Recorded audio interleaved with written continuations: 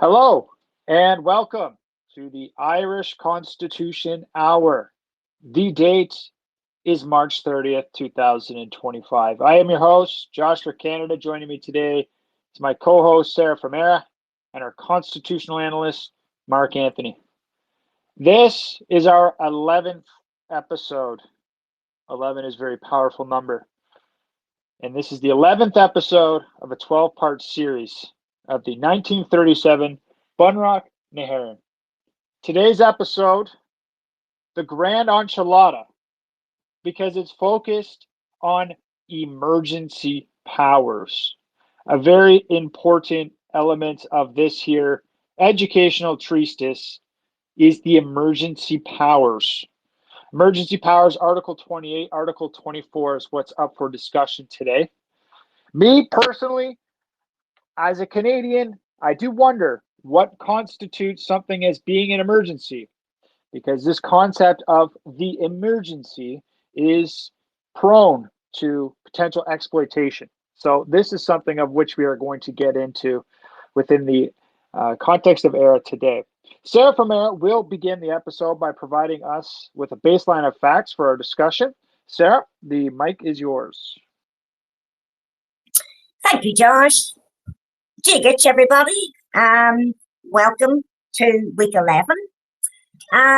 Let me remind you that you can go on to the website www.bunrock1937.ie, download a PDF for free of the Irish Constitution, and go through the information on the website, which is very, very informative. Okie doke. So we're on week 11.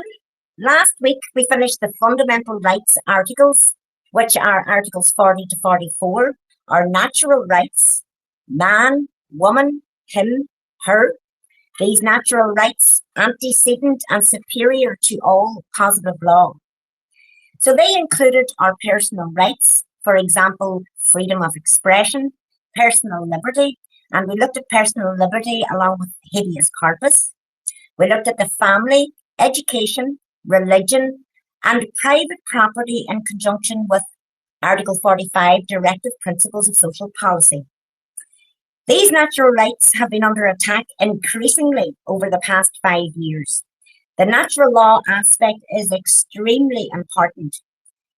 We, man, is the natural, created in God's image, and this, the natural, is under extreme attack. The latest now is the motion to remove the word God from the judicial oath within the Constitution.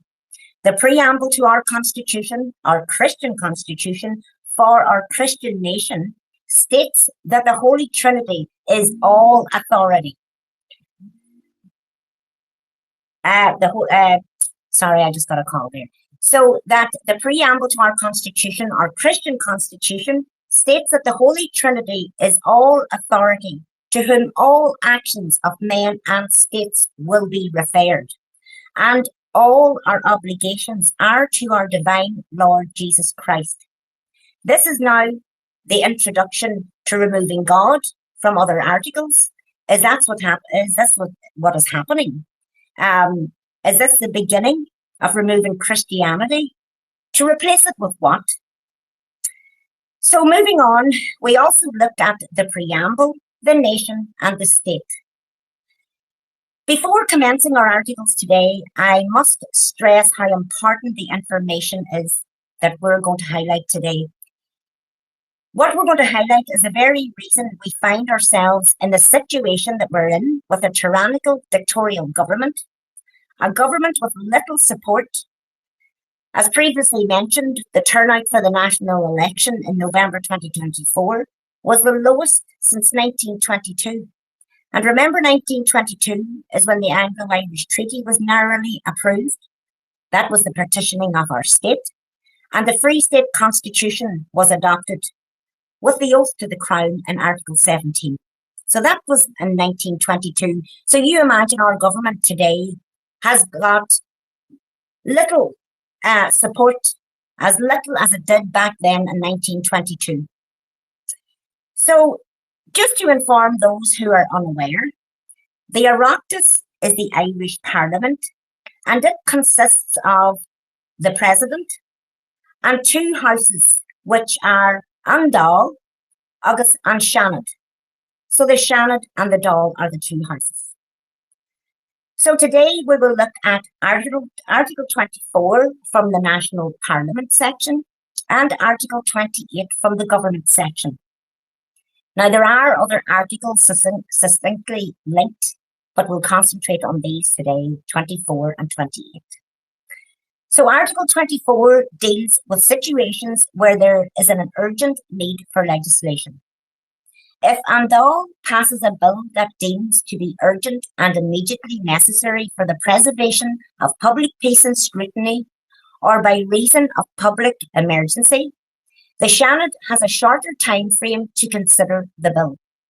Normally the Seanad has 21 days, but for a bill that is deemed urgent, the Seanad must return it by the time specified by the government. So less time for scrutiny. So our bill's been rushed through without proper scrutiny, been guillotined through, under the guise of emergency. So we saw a public emergency declared in 2020 with the pandemic. And on June the 25th, 2024, Justice Minister Helen McEntee extended the emergency powers legislation by 1 year with the option of extending to 2030. Now that will be under public peace and scrutiny because Helen McEntee said that dissident Republican threat is still severe on the island. Now, there has been other emergencies declared since 1939, and Mark will mention several of them when he's talking in a wee while. So, Article 28. I suppose, firstly, before I go into Article 28, I must highlight at this stage that Article 28.3.3 was amended on the 2nd of September 1939. This was the first amendment to the Constitution, and that was during World War II, when World War II had just been declared. In the original form, this article mentions war or armed rebellion in the state, but the amendment added a section which incorporates time of war to include an armed rebellion or conflict where the state is not a participant, but that its vital interests could be affected. So Article 28.3, time of war or armed rebellion, grants the government the authority to take measures it deems necessary to defend the state if there is a state of war or armed conflict. The government can restrict certain constitutional rights, but these restrictions must be proportionate to the situation and necessary for the defence of the state. The government must inform the Oireachtas, the Irish Parliament, about any measures taken as soon as possible. Measures taken under Article 28 are not intended to be permanent. They should be lifted as soon as the situation allows. These provisions ensure that while the government can take necessary actions during emergencies, there are checks and balances to protect people's rights. J.M. Kelly, Fundamental Rights in Irish Law and the Constitution, discusses the extension of the meaning of time of war in the Irish Constitution, particularly in the context of the First Amendment, which I mentioned a minute ago. Kelly is critical of this expansion, suggesting that the First Amendment's extension of the definition might not be entirely valid. The problem, as he points out, is that the amendment was only enacted in English and not in Irish.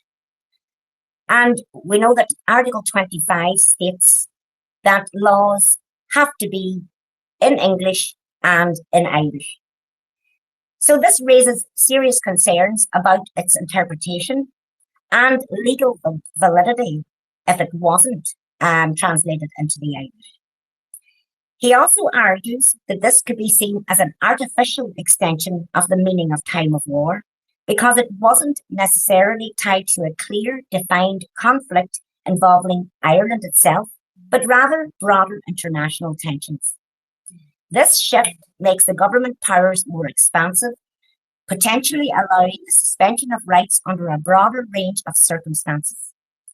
Kelly's concern is that this broadening of war could lead to a misuse of power. Several other legal scholars and authors have discussed Article 28 as well, such as John McGarry, Fiona de Lundis, Sean O'Curran, and Brian McMahon, who have written about the complexities and potential risks associated with the use of Article 28. Many highlight the necessity for safeguards to ensure that the emergency powers are not abused or prolonged unnecessarily, that the amendment could be misused for broader political or social control, thereby undermining the people's rights. Owen O'Dell and Anya Ryle are particularly concerned with the potential abuse of the expanded emergency powers. Since the First Amendment allows the government to declare a time of war, even without direct military involvement, these authors worry that such powers could be invoked for purposes that stretch beyond their original intent. This could include controlling the population, restricting dissent, or managing political issues under the cover of national security. As O'Dell suggests, the lack of strict limits on the duration of emergency powers means they could be used to justify long-term restrictions on rights. The main concern about the First Amendment is that it opens the door for excessive government power, particularly in times of international tension or perceived threats.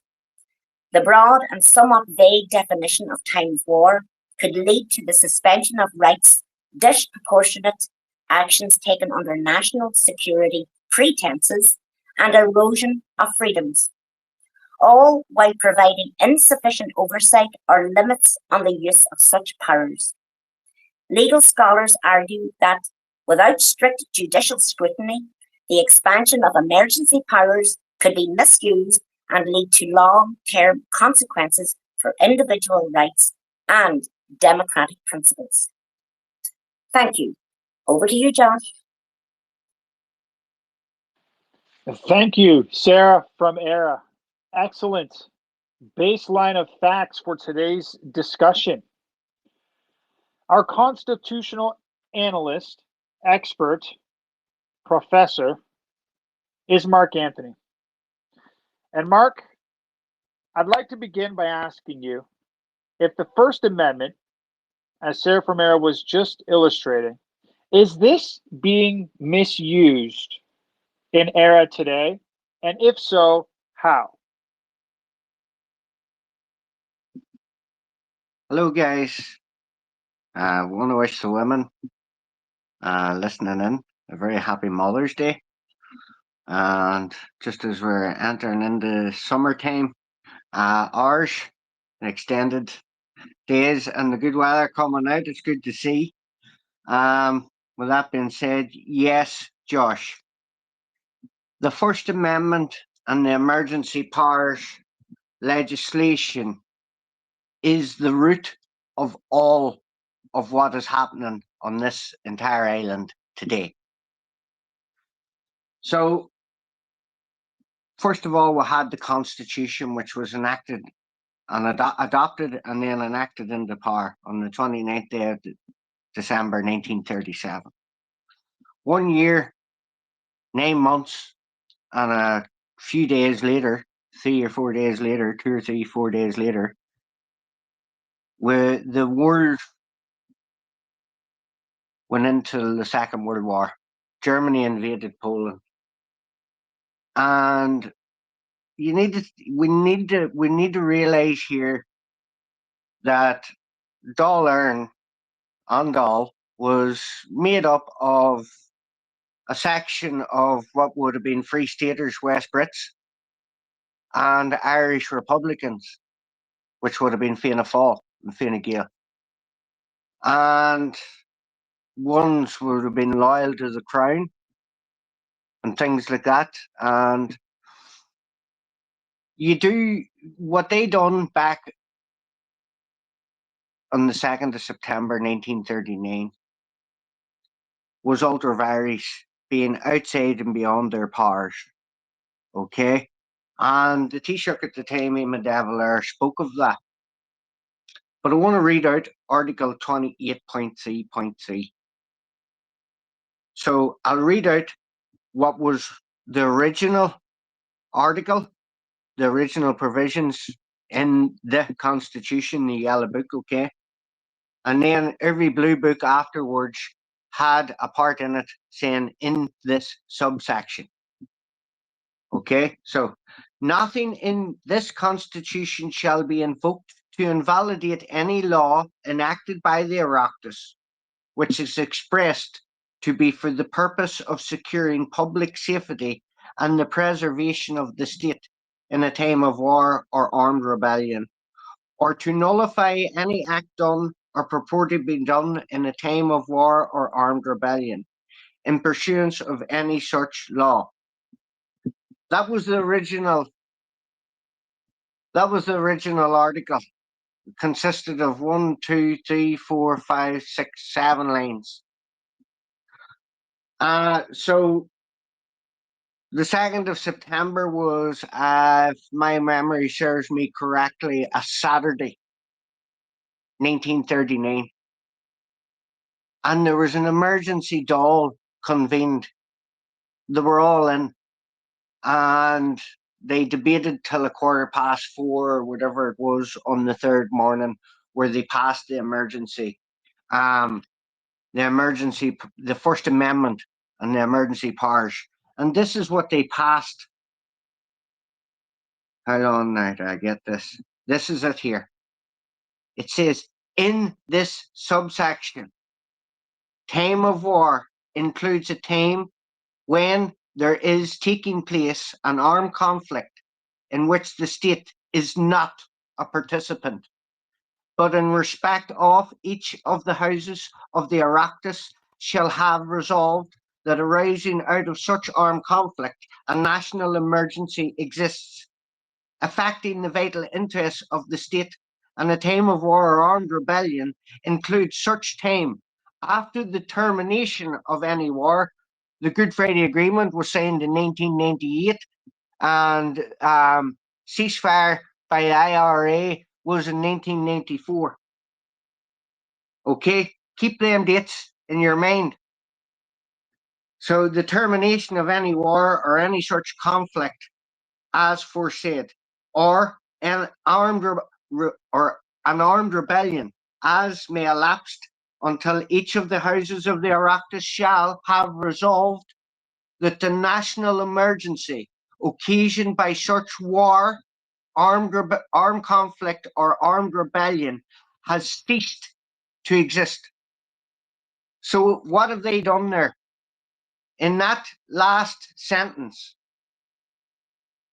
they've left it up to both houses of the Oireachtas that they shall have resolved, declared, that a national emergency occasioned by such war, armed conflict, and armed rebellion has ceased to exist. Well, on the 25th day of June 2024, Justice Minister Helen McEntee, as Sarah Jane has pointed out, you can look this up, extended the emergency powers legislation. And she used Inspector Caldwell, who was shot in Ulster in the 6 counties in Omagh, as part of her armour of extending it and blaming the dissident Republican threat of the IRA as still severe. Here we are, peacetime, 1994, ceasefire was called, and 1998, the Good Friday Agreement was signed, and we have been living in Ulster, in the 6 counties, in peacetime. Just some rogue elements have still gripes and the carry out isolated incidents. But the government of Ireland is using those isolated incidents to extend emergency powers, which furnishes the 15 ministers of the government of Ireland with tyrannical, dictatorial powers outside and beyond their jobs, their remit in emergency. And that's what's happened here, people. They've used Article 24 if and whenever on passage by Dáil Éireann of a bill or other than a bill expressed to be a bill containing proposal to amend the Constitution, not this Constitution, the Constitution. The Taoiseach, on Taoiseach, certifies by message in writing to the President and the Chairman of each Houses of the Oireachtas that, in his opinion, the government, the bill is urgent. In the opinion of the government, the bill is urgent and immediately necessary for the preservation of public peace and security, or by reason of existence of public emergency, whether domestic or international. The time for consideration of such bill by Seanad Éireann shall, if Dáil Éireann so resolves, and if the President, after consultation with the Council of State, concurs, be abridged with such period shall have specified in the resolutions. So you hear Sir Jane there saying that Helen McEntee, the government last year in 2024 were coming to the end of their tenure. So as Justice Minister, she was putting in a condition in the end of that. She extended it with 1 year with the option to extend it to 2030 and beyond. So they have put that in there, not knowing that they would get elected again. Now they are elected, and it was just a cabinet reshuffle. Helen McEntee is now the Education Minister. So they have put this all in place. They want to, the emergency, so I'm going to read this. This is extremely important here, people. The First Amendment was written in one language only. This is out of the 3rd edition of J.M. Kelly. Amendment to the Constitution in one language only. Everything I just stated here, you're going to hear it here. Listen very carefully to this. This is how they're doing it. No other reason. The Constitution is under Admiralty Maritime Law. It's under military law at the minute, under emergency, under crises after crises after crises, which the government is manufacturing to keep these tyrannical powers, to give them dictatorial rule over the people. Because then the Constitution would come into play if the emergency powers weren't in play. So, a potentially far more serious matter arises in connection with Article 28.3.3. The First Amendment of the Constitution Act 1939, passed on the day after the German invasion of Poland 1939, gave to the expression time of war an artificially, listen to that there, an artificially extended meaning. That was that in this subsection I just read out. An artificially extended meaning, and was regarded as the root of the immunity of the 1939 to 1946 emergency legislation from challenge. It is equally seen as part of the armour of the Emergency Powers Act 1976. The Emergency Powers Act 1976 was after the Dublin and Monaghan bombs in 1974, which the UVF or whatever, UFF or whatever, one of them factions of the loyalist community supposedly carried out in the south of the island. That was to extend the emergency powers because it was about to run out. It was about to run out, and they have put in clauses in the 1976 emergency powers that they keep it going. It's perpetual. So we've been in a perpetual state of crisis or emergency of some sort or another on this island. And that gives the government of Ireland, not the Irish government, the government of Ireland, dictatorial rule.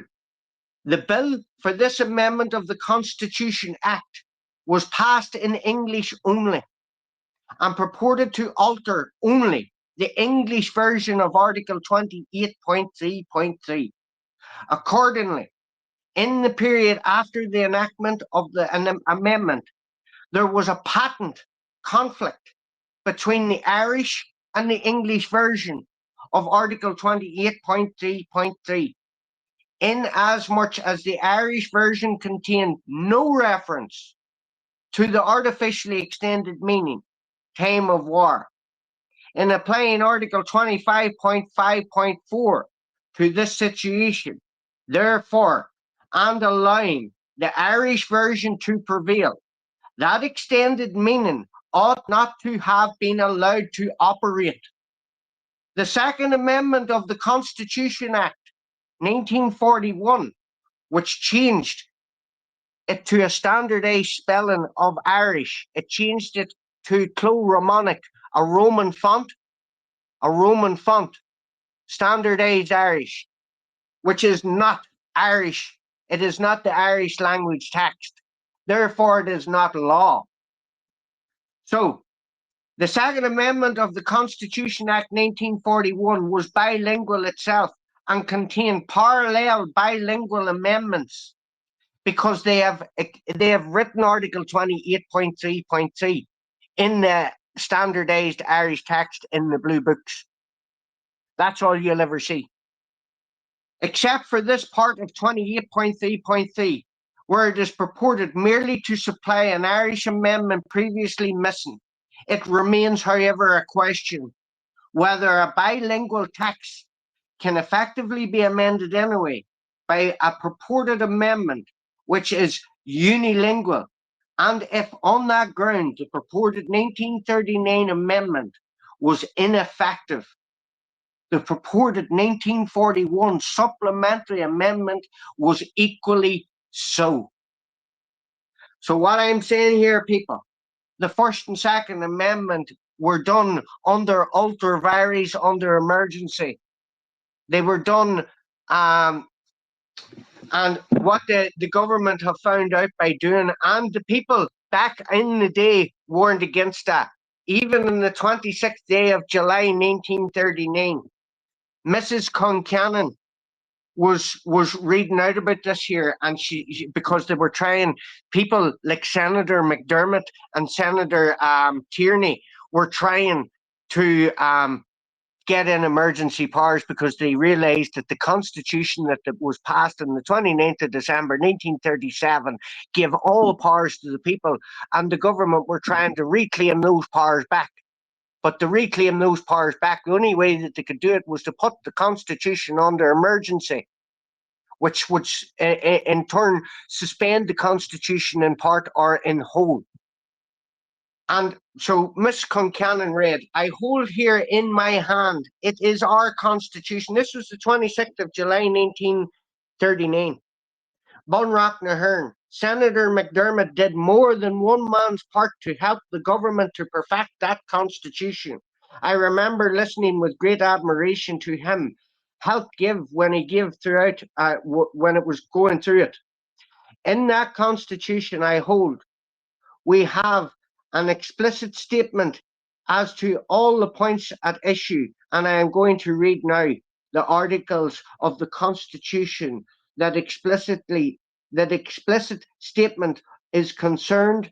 The first article is 28, section 3, subsection 1, which I'm only after reading, which declares that a war shall not be declared, and the state will not participate in any war save in assent with all earn, that this is extremely important guarantee of peace and liberty. So this is an extremely important guarantee of peace and liberty. We're talking about the triple lock here, people, and things like that, okay? Of ordered progress, and that it is chosen elected representatives of the people can declare war on any other country that is part of explicit statement Senator McDermott is looking for. Another part of the explicit statement will be found in Article 15, Section 6.1, which declares that the right to raise and maintain our armed forces is vested in the Oireachtas, and that an Uachtaráin, Dáil and Shanadern, we ourselves are responsible. We ourselves, with our companions, Dáil and an Uachtaráin, are responsible, and nobody else is responsible or has the right to raise or maintain military or armed forces. Section 6.2. which is in the Constitution, Article 6.2, and I'll just get it here now for you, and I'll read that. The powers of government are exercisable by or on the authority of the organs of state established by this Constitution. So, as another item and statement declares that no military or armed forces other than the military or armed forces raised and maintained by the Oireachtas shall have raised or maintained for the purposes whatsoever. In another sphere, we have items in the same explicit declaration. 29, Article 29, to which I attach this important declares. Ireland affirms its devotion, Article 29 is international relations, people. Ireland affirms its devotion to the ideal of peace and friendly cooperation amongst nations founded in international justice and morality.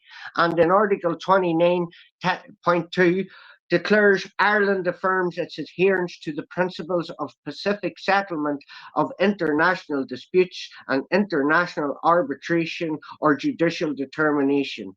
I hold that there is between this country and Great Britain a question at issue. It is the question of their 6 counties and are held by the British Armed Forces, whose government is maintained by British money.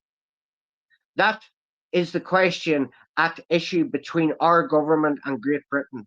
By adopting the Constitution, and it was a free vote of the people of Ireland that adopted it, we committed ourselves, first of all, to the principles of seeking arbitration and judicial determination. And before even our government, even Dáil Éireann, would declare war on Britain, if such a thing seemed right, it would be bound by the Constitution first to seek a pacific settlement. I think that the most important part of the declaration, and I think that nothing brings out more than the first present crisis, the importance of the Constitution. It is a guarantee of liberty. As I have said, it is a guarantee of peace. It is a guarantee of friendly relations between two neighbouring countries. And we ourselves, if there had not been such jabes and jeers about the Constitution by some people, pay more attention to it. I think if this debate brings home to us the reality of the Constitution, the grandeur of the Constitution, the power for peace in the Constitution, the defence of democracy that is in our Constitution, good instead of evil will come of it. Well, on the 2nd of September 1939, first stage of the Constitution Bill, 1939 second stage, a question proposed that the bill be now read a second time, on Taoiseach, the Taoiseach being Eamon de Valera. Take into consideration here, whenever you go into emergency, you have the whole house goes up in arms, and for one reason or another, they can become very rich through crises, as we are seeing since 2020. Well, just go back to 1939, it's the exact same situation as people in the government are in. They're being silenced by the majority in the government. So, Accordia, this amendment is required to resolve a doubt which has arisen as to whether, under Article 28 of the Constitution, a time of war means any time except one in which the state is actually participating as a belligerent. My view was a time of war as defined in the Constitution covered an emergency of that sort. So De Valera was saying he thought the Constitution already covered an emergency of this sort. But, he says, a time of, hang on, the Constitution defined as covered an emergency of this sort, an emergency such as we are facing now. However, if we get from the Oireachtas the powers that are sought in the bills that are now before you, It would do no doubt to have at any time the possibility of legal action being taken, questioning the validity of any orders that may be issued, on the grounds of the powers were not so contemplated at the time of the enactment of the Constitution, and that therefore any act that might be taken would be ultra vires, and that the powers we seek would also be ultra vires. To remove that doubt, we want to include in the phrase time of war, a time of armed conflict is taking place, an armed conflict which may menace our vital interests of the state. It has been suggested in the Dáil and may be suggested in the Seanad that the moment you leave it to a majority of both houses of the Oireachtas to determine when a time of emergency of this sort exists, you make it possible for a majority of both houses of the Oireachtas to suspend the Constitution. That's what they done in 2020 on the 16th of March. And therefore, there's nothing to prevent an unscrupulous party being a coalition with not popular opinion behind it. Take into consideration that last national election had the lowest return of votes since 1923. And you had Micheál Martin sitting on the 12th of March in the Oval Office and Donald Trump taking the piss out of him saying, I believe you're very popular, being unpopular back home, unpopular. He was sarcastically getting a jabe at him. You leave it to prevent an unscrupulous party with a majority in both houses from changing the Constitution, even in accordance with law. Well, they tried to remove the word woman, and they tried to remove the word family, and they tried to replace it with cares and other durable relationships. Now they're coming after the word God in the judicial oath and the word man or person, because they're trying to remove all the natural law aspects from the Constitution. If you remove the natural law aspects, whether you're atheist or not, this is a Christian constitution. In the name of the most holy Trinity, all our obligations are to our divine Lord Jesus Christ. Homage is paid to Almighty God in public worship, and well, that is a Christian God. Okay, the Constitution permits for this people. The Constitution permits for national written language, which is Clogillic, not the standardized form which they have passed on to us since the 25th day of March 1942, after the Second Amendment, which took place on the 30th of May 1941.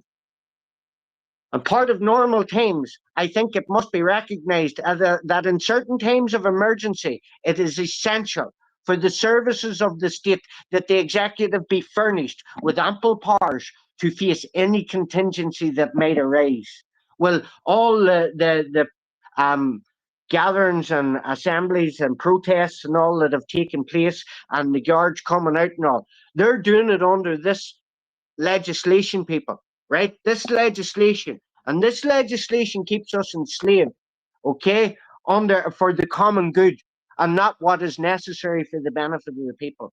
I noticed that an amendment has suggested which tries further to define a time of armed conflict as a time when a member of the British Commonwealth of Nations would be engaged in war. Well, they are in Ukraine and places like that. I do not think, however, that it would cover possible emergencies. One can visualize in which, let us say, Canada might be at war in the east. Well, America is in war at the east. All right, they're in war in Israel and places like that, and Lebanon and things like that. Okay, and we know, right? So that's what's happening here. And the war might not in any way affect our vital interests. Neither it really does, not unless they hit the Nord Stream pipeline. Neither would it be of much help to suggest that Great Britain, let us say, were at war defending her own interests in the East. Such a war might not menace our vital interests. Even if Great Britain were engaged in a European war, which they are,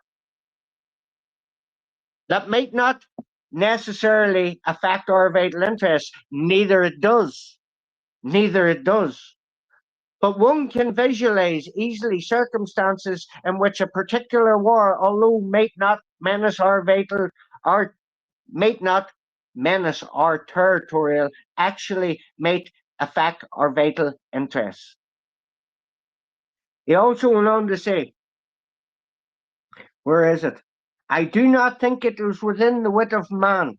He was warning against a governments like we have in at the minute, Micheál Martin and Simon Harris and all those. This is what he was warning. I do not think it is within the wit of man to devise a phrase which will prevent, in certain circumstances, an unscrupulous majority from betraying its democratic obligations and overturning democracy if it considers itself strong enough to do so. Well, you seen now how they were fighting to get into government, and Micheál Martin saying, "Oh, yous are going against the Irish Constitution and all." Aye, they'll only talk about the Irish Constitution when it suits themselves. So, betraying the democratic obligations and overturning democracy, if it considers itself strong enough to do so. I think there is no use in trying to provide against all possibilities of things of that sort.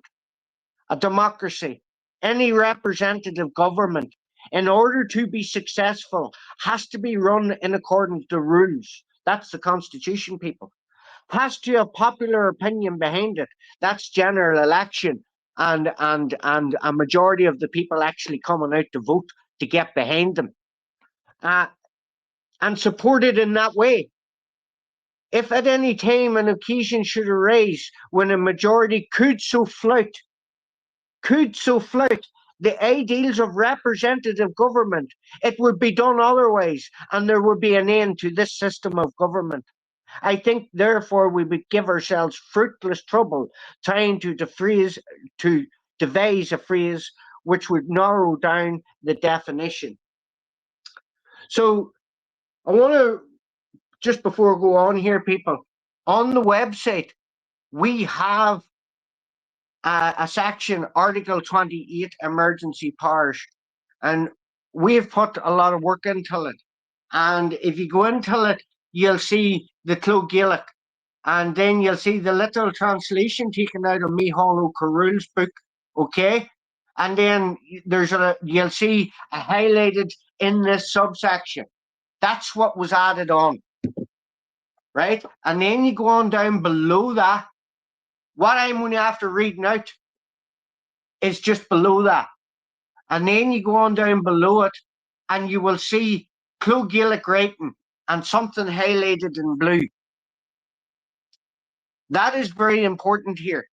Why? Because I have in front of me a very, very, very important and very rare book. And it's Bunrock na Hern, A Study of the Irish Text, Micheál O'Carroll, or the original contributions by Professor Micheál O'Carroll, forwarded by Brian Lenihan, TD, Chairman of the All-Party Oireachtas Committee on the Constitution. And when you go to the back of it, right, Appendix 5, 1999 Enrolled Irish Text, Antax Gaelic Mar Religia, or whatever, right? I can't speak Irish, people. That's my handicap.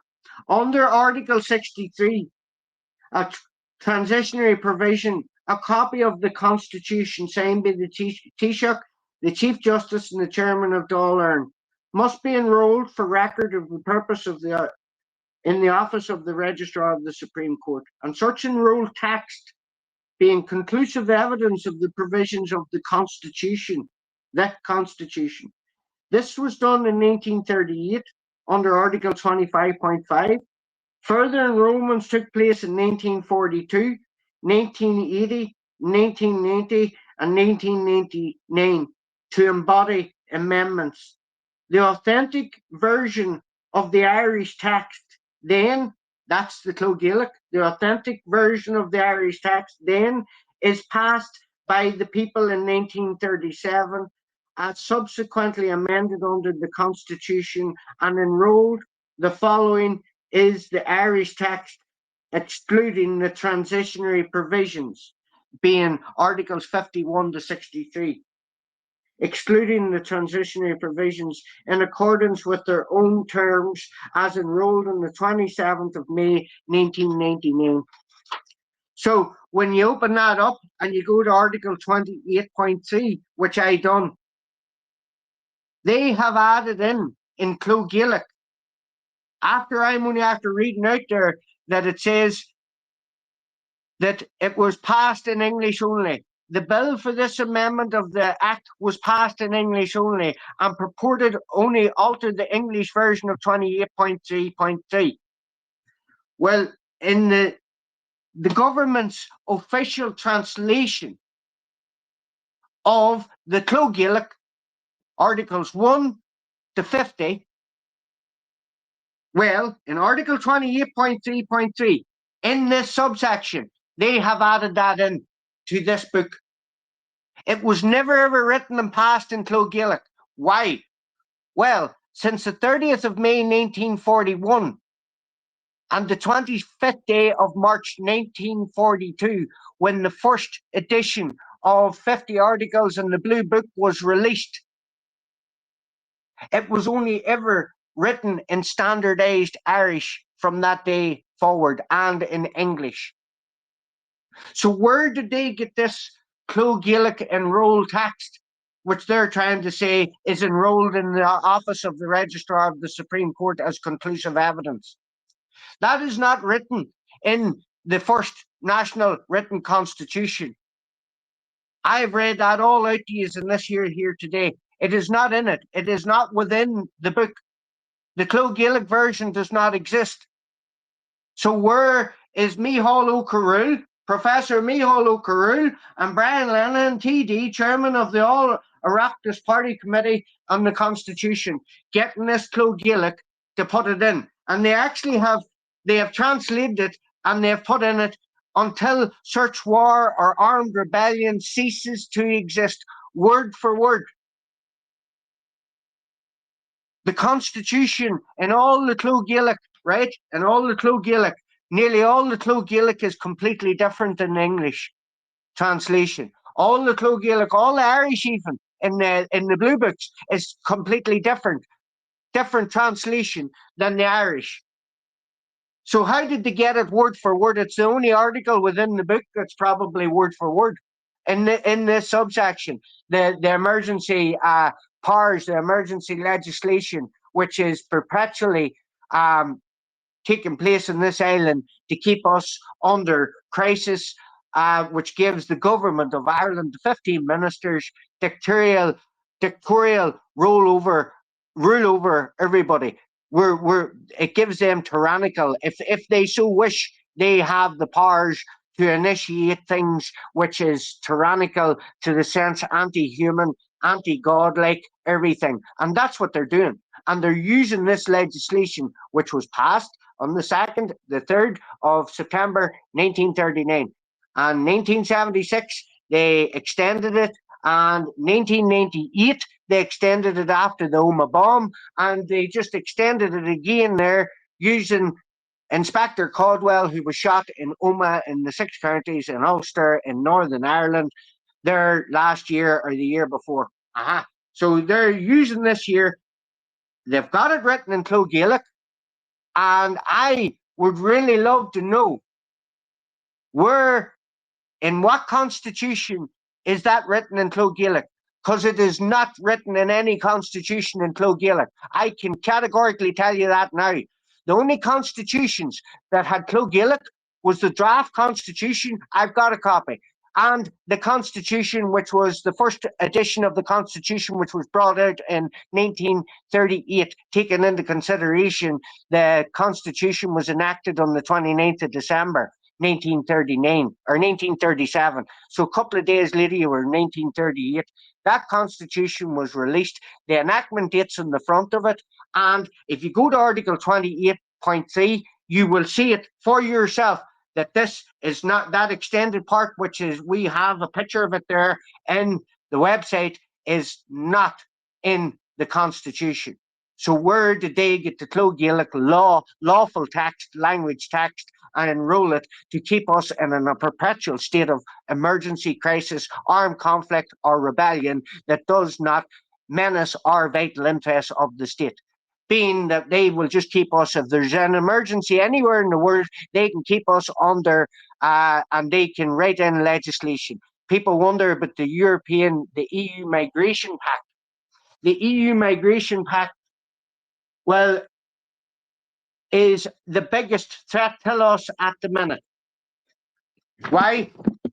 Because we had a referendum on the 8th of March 2024, and we turned down the word durable relationships and cares. Right? And they have, in the EU Migration Pact, well, EU legislation has the word durable relationships over 45,000 times within it. We done a word search on it, found it, got it all up. Okay, that's a fact.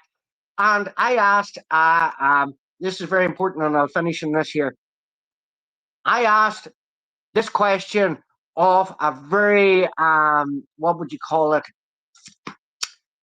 Very up-to-date AI bot, right? The boy on Twitter, he was going about, right? He's Harry Fisher.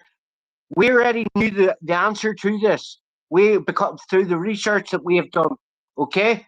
I was just looking to see, did this AI bot know what we were talking about?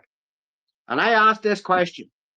Can the principles of Raymond Crotty versus on Taoiseach, Judgment 1987 and Article 177, the Treaty of Rome, Title 3, help challenge the EU Migration Pact via judicial review on executive powers to deem them ultra vires and repugnant to the original provisions of the Irish Constitution and nullifying them? This was the response. Now we're talking real legal warfare. Crotty is the nuclear option they never saw coming. Here's why it's brilliant. Crotty establishes major changes to EU treaties require a referendum.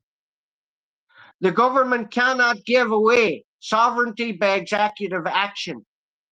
The Irish constitutional sovereignty is the people's and not the government or the custodian of sovereignty.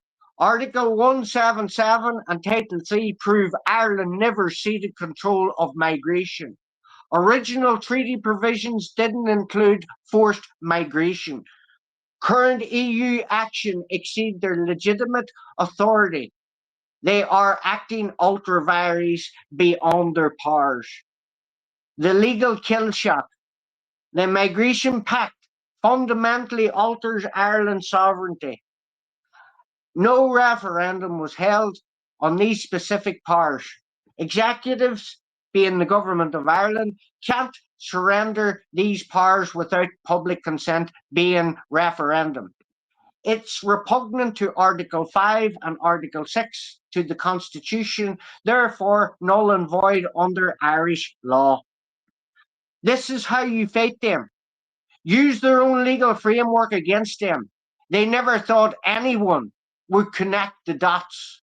A judicial review based on Crotty could force a referendum, halt the Migration Pact and implementation, restore Irish border control, create precedent for other nations to expose the EU power grab. This isn't just a legal theory.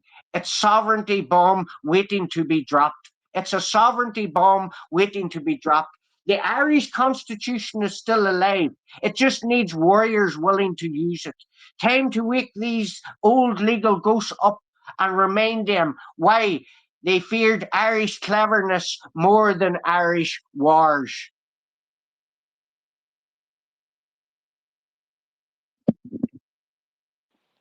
We have about a minute left, and I would like to end on this here note.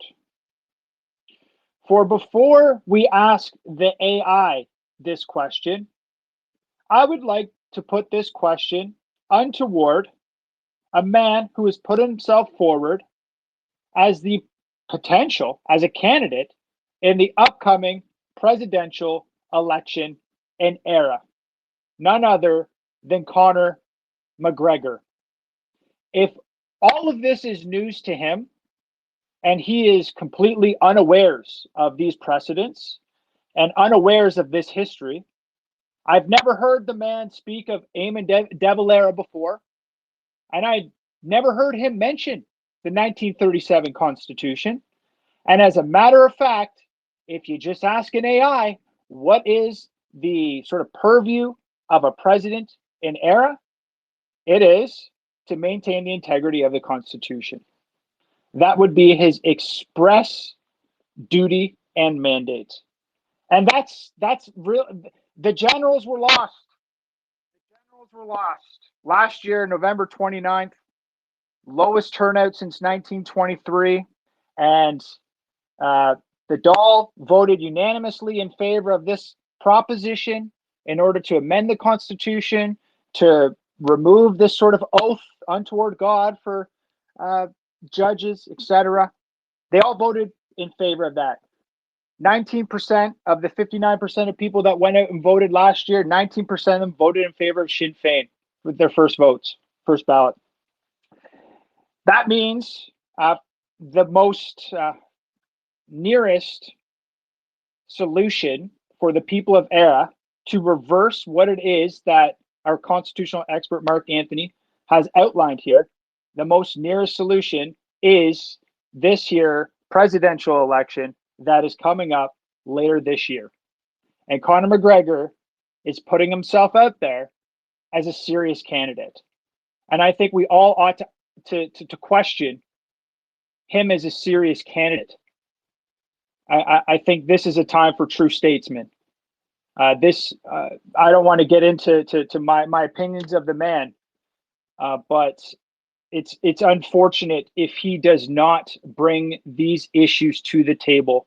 These are the issues that matter, and we can end on Josh, that. But go ahead there, Sarah. Closing thoughts. Just to mention quickly on that note, we did write a letter to Conor McGregor, myself and Mouse, there, Mark Anthony there, last week.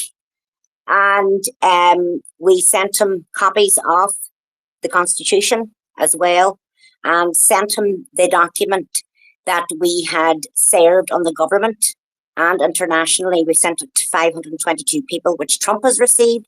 Elon Musk received last year also. Vance received it this year, and now Conor McGregor has it as well. So Conor has our details to contact us, and hopefully he sees the importance of it and gets in contact, because Mark is willing to sit down with somebody, worth their weight in gold and do this, So just let us know that. Excellent. Thank you so much, Sarah from ERA. Wonderful episode today. Mark, as always, privileged, sir. Tune in next week for our final episode of the Irish Constitutional Hour. Have a wonderful, I guess it's Mother's Day in ERA right now. God bless the mothers. Have a wonderful